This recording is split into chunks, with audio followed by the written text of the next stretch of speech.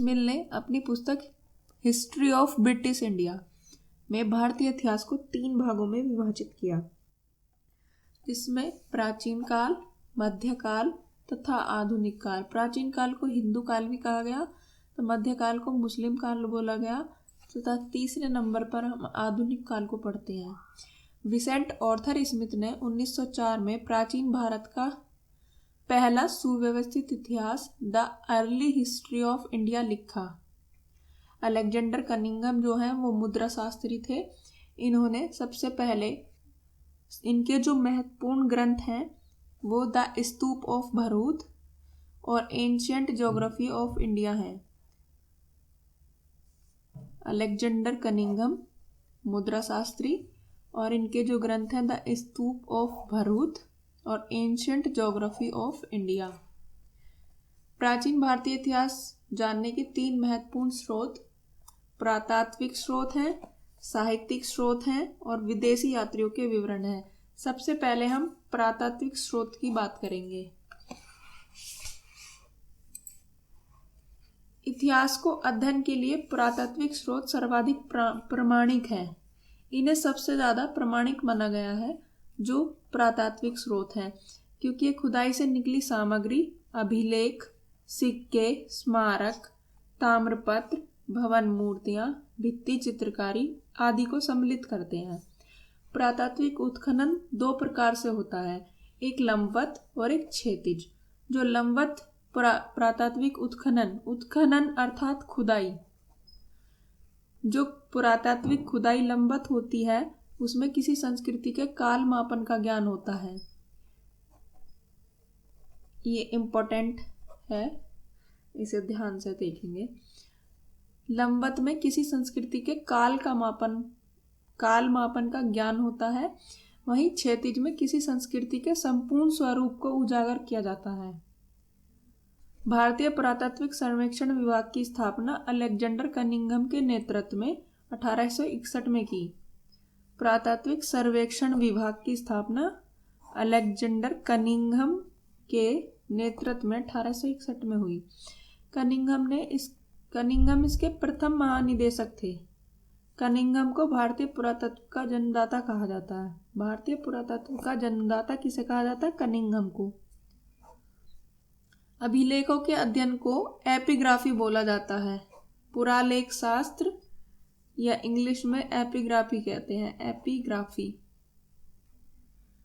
प्राचीन लिपियों का अध्ययन पैलियोग्राफी होता है। प्राचीन जो लिपियां होती हैं उनका जब हम अध्ययन करते हैं तो उसको पैलियोग्राफी बोलते हैं। नेक्स्ट देखेंगे हम, सबसे जो प्राचीन अभिलेख है वो एशिया माइनर का बोगजखई अभिलेख है। एशिया माइनर का, ये एग्जाम में कई बार पूछा जा चुका है, ये बहुत ज़्यादा इम्पोर्टेंट क्वेश्चन है। सबसे प्राचीन जो अभिलेख है वो एशिया माइनर का बोगजखोई, ये तुर्की में स्थान से 1400 ईसा पूर्व में मिला है। इसकी खोज ह्यूगो विक्लर ने 1907 में की। बोगजखोई अभिलेख की जो लिपि है वो कीलाक्षराकार एवं भाषा भारोपीय हिंद यूरोपीय है। इसकी जो लिपि है वो कीलाक्षर लिपि है बोगजखोई अभिलेख की, और भाषा भारोपीय हिंद यूरोपीय है। बोगजखोई अभिलेख में वैदिक देवता इंद्र, वरुण, मित्र एवं नासत्य, अश्विनी कुमार, नासत्य को अश्विनी कुमार भी बोला गया। इसमें 4 देवताओं का उल्लेख मिलता है, इंद्र का, वरुण का, मित्र का और नासत्य। नासत्य को अश्विनी कुमार भी कहते हैं। ये हिट्टन या हित्ती और मितानी राजाओं के मध्य संधि पत्र अभिलेख है। ये जो बोगजखोई अभिलेख है ये हित्तानी और मितानी राजाओं के जो मध्य संधि पत्र अभिलेख है। इसमें इन देवताओं को साक्षी माना गया है। किसको? इंद्र, वरुण, मित्र और नासत्य को, 4 देवताओं को साक्षी माना गया है। ये हित्ती और मितानी राजाओं के मध्य संधि पत्र अभिलेख है। किकुली अभिलेख भी बोगजखोई के निकट तुर्की में है। भारत में सबसे प्राचीन अभिलेख अशोक के माने जाते हैं, जो 3री शताब्दी ईसा पूर्व के हैं। कुछ विद्वानों ने बस्ती उत्तर प्रदेश से प्राप्त, पीपरवा, कलश लेख और अजमेर राजस्थान से प्राप्त बड़ली अभिलेख को अशोक से पहले का बताया है। पीपरवा को और बड़ली अभिलेख किसे? बस्ती उत्तर प्रदेश से प्राप्त पीपरा या पीपरवा, कलश लेख और अजमेर से राजस्थान से बड़ली अभिलेख, ये अशोक से पहले के माने गए हैं। भारत में सबसे पुराना ब्राह्मी लिपि में लिखा अभिलेख उत्तर प्रदेश के बस्ती जिले में पीपरवा नामक स्थान से मिला है।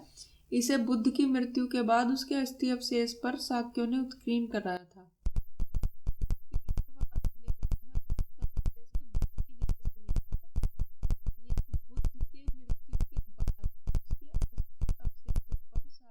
ने उत्कीर्ण कराया था। ये मोस्ट इम्पोर्टेंट क्वेश्चन है, इसको ध्यान से देखेंगे। चंद्रगुप्त मौर्य के गोरखपुर उत्तर प्रदेश स्थित सोहगारो ताम्रपत्र लेख, उत्तर प्रदेश स्थित सोहगारो ताम्रपत्र एवं बोगरा बांग्लादेश स्थित महास्थान अभिलेख भी अशोक के पहले के हैं, किंतु अभिलेखों को जो नियमित रूप से लिखने की परंपरा आई वो अशोक के समय में शुरू हुई। भारत में सबसे अधिक अभिलेख मैसूर कर्नाटक से मिले हैं। सबसे सर्वाधिक जो अभिलेख मिले हैं वो कहाँ से मिले हैं? मैसूर कर्नाटक से। पारसी पोलिस, नक्शे रुस्तम और बहिस्तून अभिलेख से पता चलता है कि ईरानी सम्राट दारा प्रथम ने सिंधु नदी घाटी पर अधिकार किया था।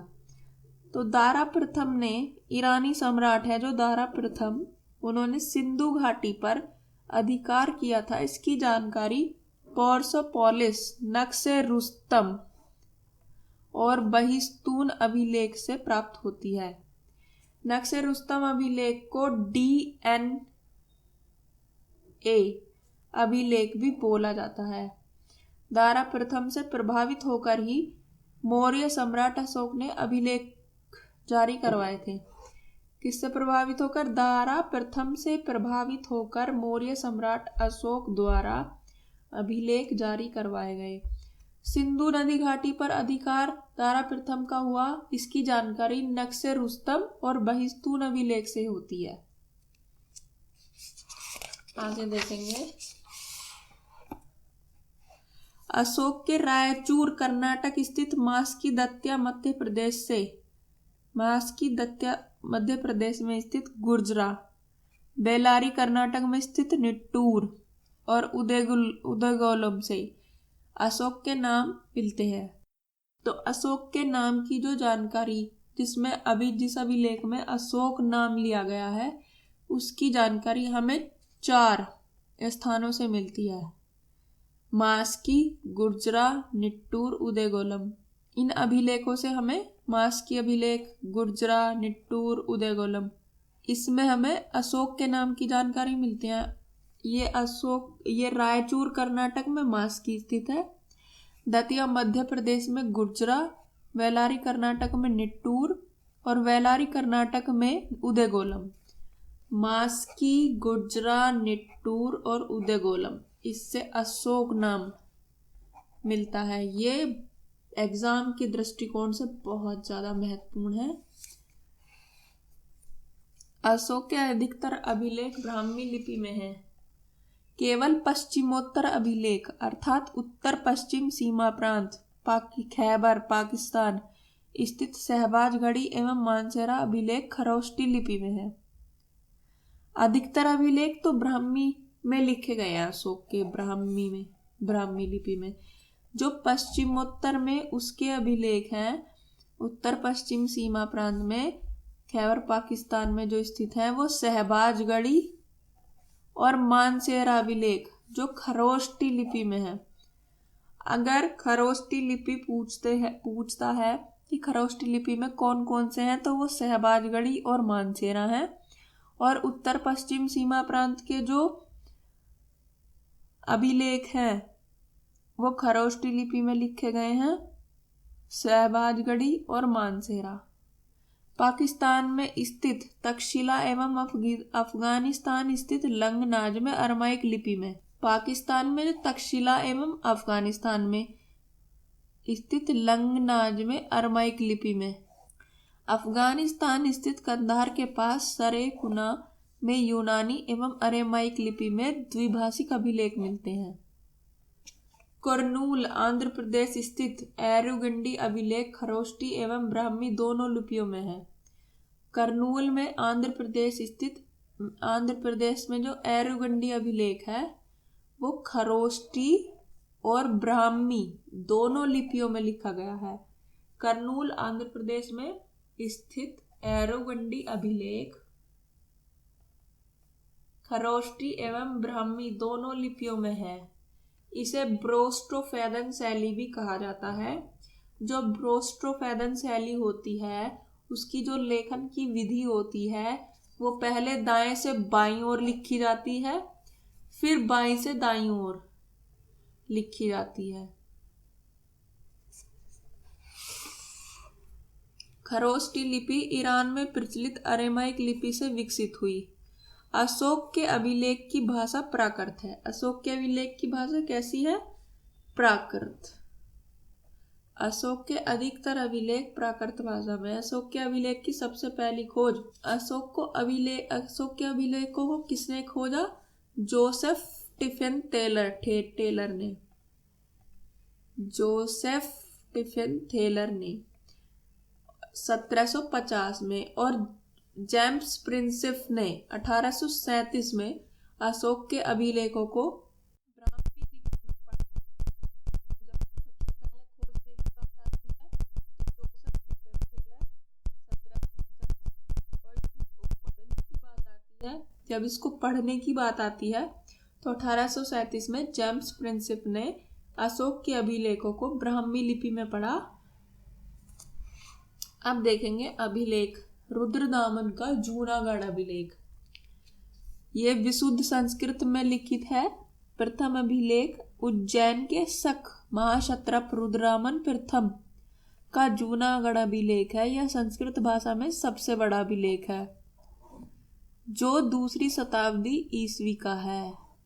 प्रथम अभिलेख उज्जैन के शक महाक्षत्रप रुद्रदामन प्रथम का जूनागढ़ अभिलेख। रुद्रदामन प्रथम का जूनागढ़ अभिलेख। रुद्रदामन प्रथम का जूनागढ़ अभिलेख। ये संस्कृत भाषा में सबसे बड़ा अभिलेख है, 2री शताब्दी ईसा पूर्व का है। जूनागढ़ अभिलेख चंपू शैली जो होती है वो गद्य और पद्य दोनों में होती है। गद्य और पद्य की मिश्रण होती है। ये उसमें लिखा गया जूनागढ़ अभिलेख पहला अभिलेख है चंपू शैली में। काव्य शैली का प्राचीनतम नमूना जूनागढ़ अभिलेख है। काव्य शैली का जो प्राचीनतम नमूना है वो जूनागढ़ अभिलेख को ही कहा गया है। जेम्स प्रथम ने 1838 में इसका संपादन किया। इसकी तिथि शक संवत 72 या 150 ईस्वी है। इसमें चंद्रगुप्त मौर्य और अशोक का एक साथ उल्लेख मिलता है। रुद्रदामन के जूनागढ़ अभिलेख में चंद्रगुप्त मौर्य एवं अशोक का एक साथ उल्लेख मिलता है। 6 प्रकार के करों का उल्लेख भी रुद्रदामन के जूनागढ़ अभिलेख में मिलता है। स्वयंवर प्रथा, स्वयं की इच्छा अनुसार शादी करना एवं विष्टि बेगार का प्रथम अभिलेख साक्ष्य भी रुद्रदामन का जूनागढ़ अभिलेख है। अब देखेंगे गरुड़ ध्वज स्तंभ लेख। बेसनगर विदिशा मध्य प्रदेश से तक्षशिला के हिंद यूनानी शासक एंटिओलकीड्स के यूनानी राजा हेलियोडोरस का गरुड़ ध्वज स्तंभ लेख प्राप्त हुआ है। तक्षशिला के हिंद यूनानी शासक एंटिओलकीड्स के यूनानी राजा हेलियोडोरस का गरुड़ ध्वज लेख प्राप्त हुआ है बेसनगर विदिशा से। गरुड़ ध्वज स्तंभ लेख बेसनगर विदिशा जो मध्य प्रदेश में है। तक्षशिला के हिंद यूनानी शासक एंटिओलकीड्स के यूनानी राजा हेलियोडोरस का गरुड़ ध्वज स्तंभ लेख प्राप्त हुआ है। वासुदेव का विष्णु, यह गरुड़ ध्वज लेख हेलियोडोरस स्तंभ भी कहलाता है। वासुदेव विष्णु का जो ये गरुड़ ध्वज लेख है ये हेलियोडोरस स्तंभ भी कहलाता है।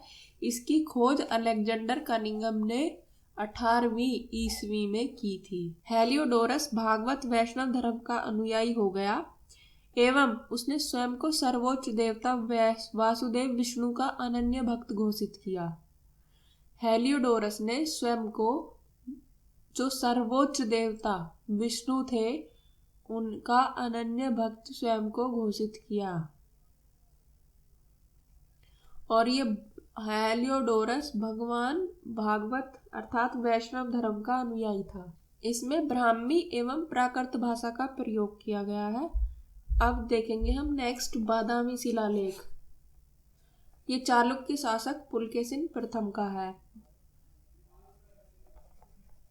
इम्पोर्टेंट बादामी शिलालेख चालुक्य शासक पुलकेशिन प्रथम।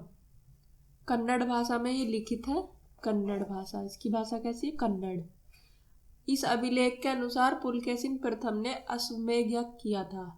तो किस बात से जानकारी, किस अभिलेख से जानकारी मिलती है कि पुलकेशिन प्रथम ने अश्वमेध यज्ञ किया? तो बादामी शिलालेख से जानकारी मिलती है कि पुलकेशिन प्रथम ने अश्वमेध यज्ञ किया। अब ऐहोल अभिलेख देखेंगे। संस्कृत भाषा में रवि कीर्ति द्वारा लिखित ऐहोल प्रस्तुति का संबंध पुलकेशिन द्वितीय से है। संस्कृत भाषा में ये लिखित है रवि कीर्ति द्वारा ऐहोल अभिलेख। ऐहोल प्रस्तुति का संबंध पुलकेशिन सेकंड से है। और बादामी शिलालेख का पुलकेशिन प्रथम से, जिसने उसमें बादामी शिलालेख का पुलकेशिन प्रथम से संबंध है, जिसमें अश्वमेध यज्ञ का ज्ञान होता है। और ऐहोल अभिलेख का पुलकेशिन सेकंड से संबंध है, जो संस्कृत भाषा में रवि कीर्ति द्वारा लिखा गया है। सर्वप्रथम गुज्जर जाति का उल्लेख ऐहोल अभिलेख में मिलता है। हाथी गुम्फा अभिलेख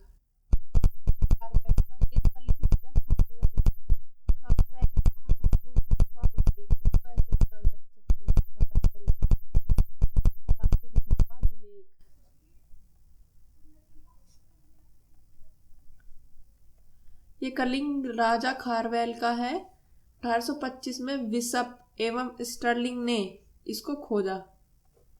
विशप ए स्टर्लिंग ने इसको खोजा। ब्राह्मी एवं प्राकृत भाषा का बिना तिथि वाला, इसकी तिथि ज्ञात नहीं है। ये ब्राह्मी एवं प्राकृत भाषा का बिना तिथि वाला लेख है। नहर निर्माण एवं नंदवंश का उल्लेख करने वाला यह प्राचीनतम अभिलेख साक्ष्य है।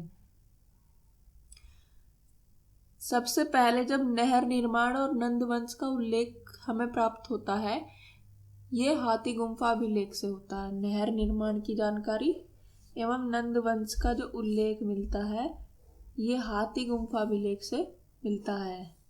महाराज की जो उपाधि थी उसका प्राचीनतम अभिलेख उल्लेख खारवेल के हाथी गुम्फा अभिलेख से है। महाराज की उपाधि, महाराज नामक उपाधि खारवेल के हाथी गुम्फा अभिलेख में मिलता है। भारतवर्ष का सबसे पहले प्रयोग या उल्लेख हाथी गुम्फा अभिलेख में मिलता है। राजा मिनेंडर के अभिलेख खरोष्टी एवं प्राकृत भाषा में है। राजा मिनेंडर के जो अभिलेख है वो खरोष्टी एवं प्राकृत भाषा में है। वडनगर प्रशस्ति गुजरात के चालुक्य शासक कुमारपाल से संबंधित है। वडनगर प्रशस्ति गुजरात के चालुक्य शासक कुमारपाल से संबंधित है। इसके लेखक श्रीपाल हैं। वडनगर प्रशस्ति किससे संबंधित है? कुमारपाल से। इसके लेखक कौन है? श्रीपाल।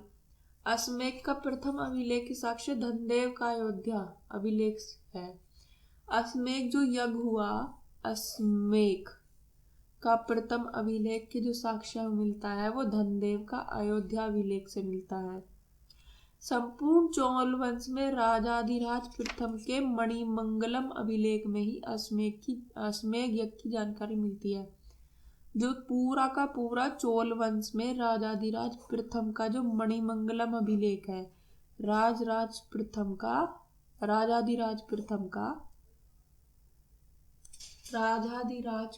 का मणिमंगलम अभिलेख किसकी जानकारी देता? अश्वमेध यज्ञ। पूरे चोल वंश में, पूरे संपूर्ण चोल वंश में राजाधिराज का मणिमंगलम अभिलेख अश्वमेध यज्ञ की जानकारी देता है।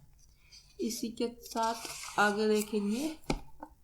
चोल शासक राजराज प्रथम ने अभिलेखों के आरंभ में ऐतिहासिक भूमिका अर्थात प्राकथन देने की प्रथा चलाई।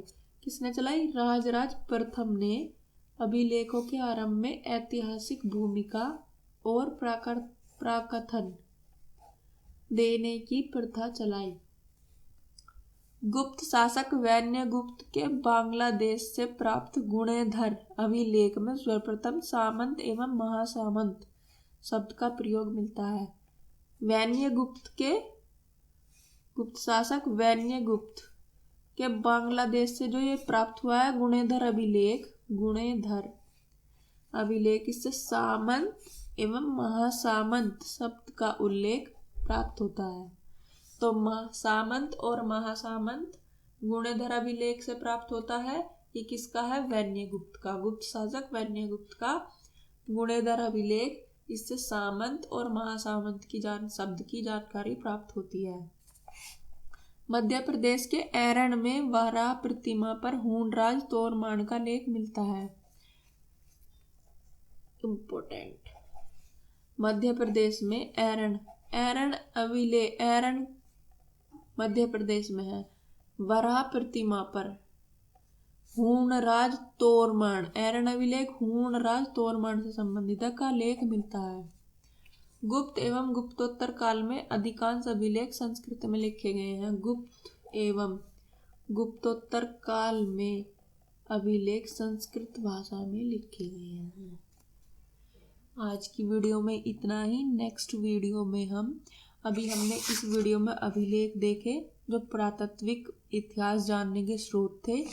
अब हम नेक्स्ट वीडियो में हम सिक्कों को देखेंगे जो वो भी पुरातात्विक स्रोत को की जानकारी देंगे। इसी के साथ आज की वीडियो में इतना ही। अगर आपको मेरी वीडियो अच्छी लगी तो लाइक, शेयर एंड सब्सक्राइब कीजिए। Thank you so much.